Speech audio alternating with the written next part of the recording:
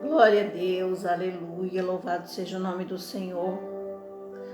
Hoje dia 8 de novembro já, né, de 2023. Aleluia, até aqui nos ajudou o Senhor.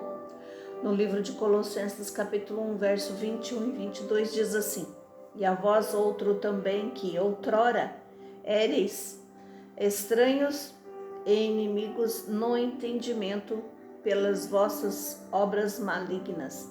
Agora, porém, vos reconciliou no corpo da sua carne, mediante a sua morte,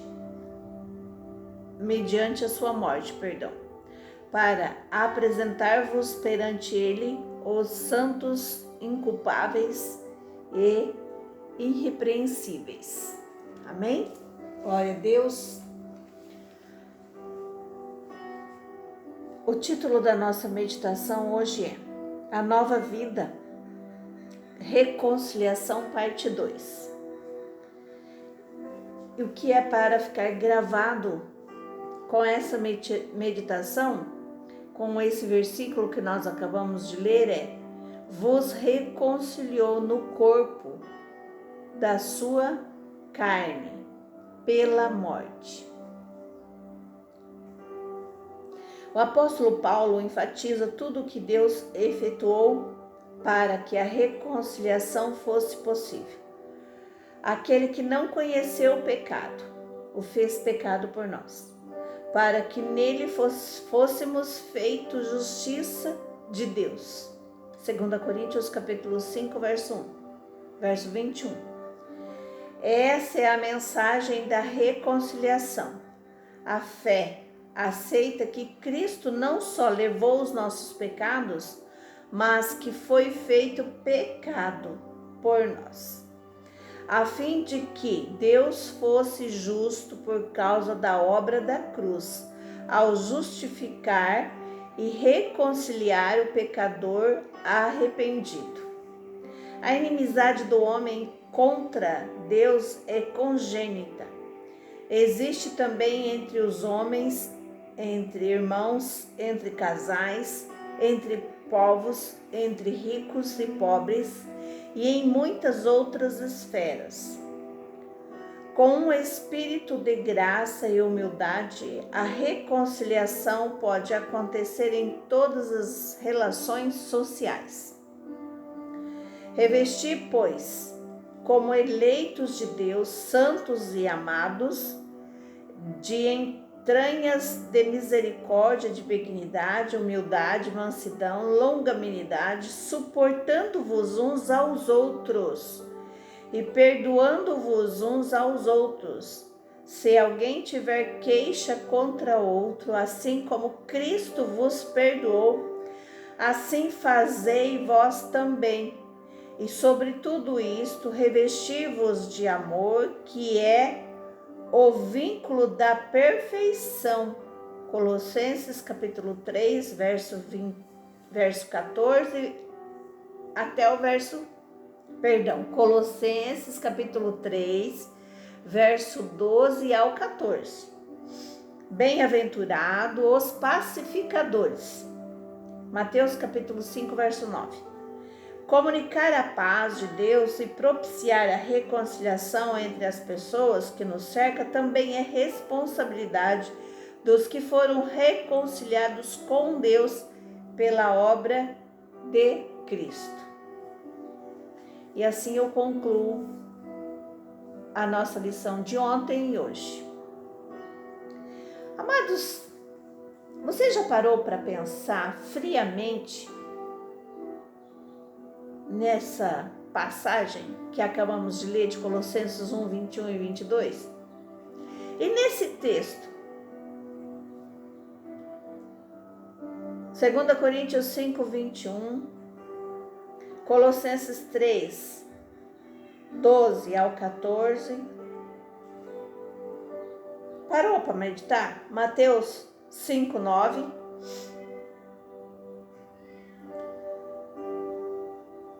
olha como que o inimigo nos cega, né? Quando nós não estamos na presença de Deus. Ele não vai deixar jamais, ele não faz E Ele não vai permitir que nós consigamos enxergar a misericórdia de Deus, a bondade de Deus. E esse texto diz muito mesmo sobre o amor, o poder da reconciliação, pacificar. Se eu não me engano, no livro de Provérbios diz que a palavra branda, ela suspende o furor, não é? Eu estou dizendo com as minhas palavras. Mas você já pensou para falar quando você está numa situação crítica, numa situação de nervos à flor da pele, quando na verdade nesses momentos deveríamos parar e refletir para abrir a nossa boca? Não devemos emprestar a nossa boca para o inimigo, para o diabo, literalmente falando, para Lúcifer.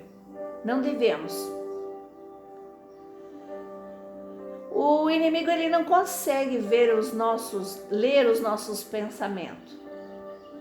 Até esses dias eu ouvi um pastor dizendo, e daí ele disse assim: será que não consegue mesmo?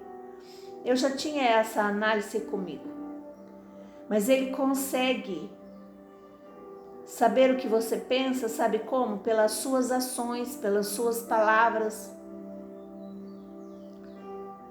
E ele vai juntando, porque o inimigo não brinca em serviço. Esse texto hoje é muito sério para mim, para você, para nós, que queremos levar uma vida em paz. A minha paz, a sua paz, a nossa paz vai depender muito de como você enxerga o outro. Muito de como você quer que o outro se comporte no dia a dia. Pois a minha ação vai trazer logicamente uma reação. E essa minha ação é que vai resultar numa reação. Então pense bem na sua reação, na sua ação, para que a reação do outro não venha ferir você, ferir o outro e ainda ferir os que estão em volta.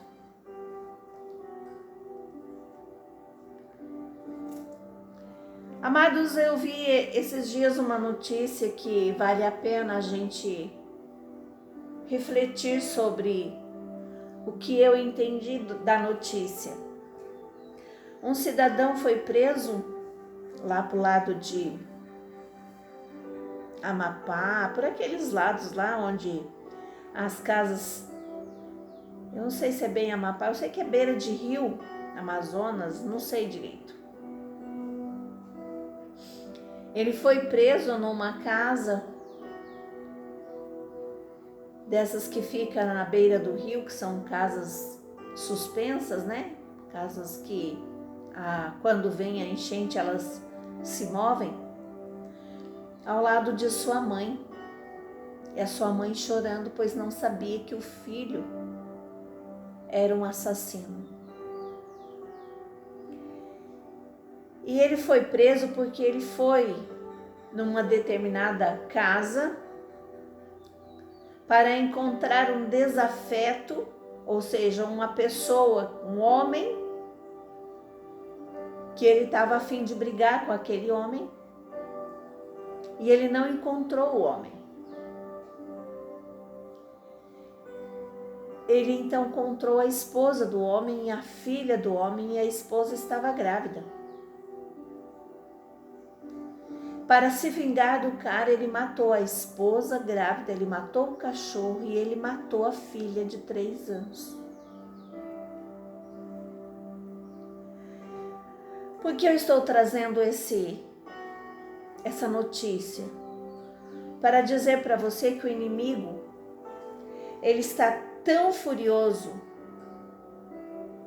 e ele toma conta de uma pessoa a ponto dessa pessoa cometer um absurdo, um crime desse, um crime hediondo, terrível. E para completar a obra que o diabo quer, ele faz esse tipo de coisa.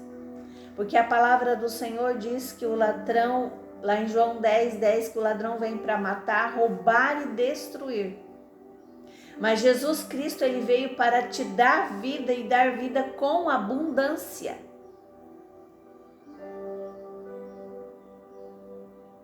Eu te pergunto o que tem a ver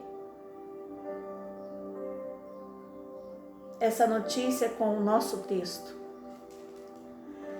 Vou repetir o texto da palavra de hoje, Colossenses 1, capítulo 1, verso 21 e 22. E a vós outro também, que outrora éreis estranhos e inimigos no entendimento pelas vossas obras malignas. Agora, porém, vos reconciliou no corpo da sua carne, mediante a sua morte, para apresentar-vos perante ele os santos, inculpáveis e irrepreensíveis. Ontem nós lemos Romanos 5:10, porque se nós, quando inimigos, fomos reconciliados com Deus mediante a morte do seu Filho, Jesus Cristo, né? Olha que coisa mais linda. Quando nós estamos cegos para as bênçãos de Deus, quando nós estamos apagados, mortos no entendimento nosso, por conta do nosso pecado, por conta que nós damos lugar a Satanás, o que vai acontecer são mortes sem culpa, são brigas, falta de perdão, falta de amor, falta de se colocar no lugar do outro. Amados, a Bíblia é um instrumento de vida. O povo não quer destruir, os inimigos não querem destruir a Bíblia, eles querem destruir o cristão. Eles querem destruir esse poder que emana dos céus para transformação de vida, para reconciliação do homem para com Deus. Olha que coisa maravilhosa.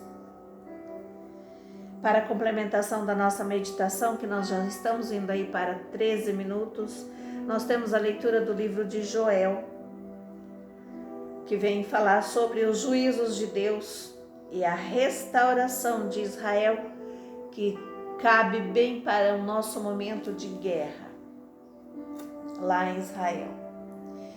Eu quero pedir a você que pense nisso, medite sobre isso e viva essa oportunidade. Que o Senhor Deus te abençoe e abençoe a tua família, em nome do Pai, do Filho e do Espírito Santo. Amém.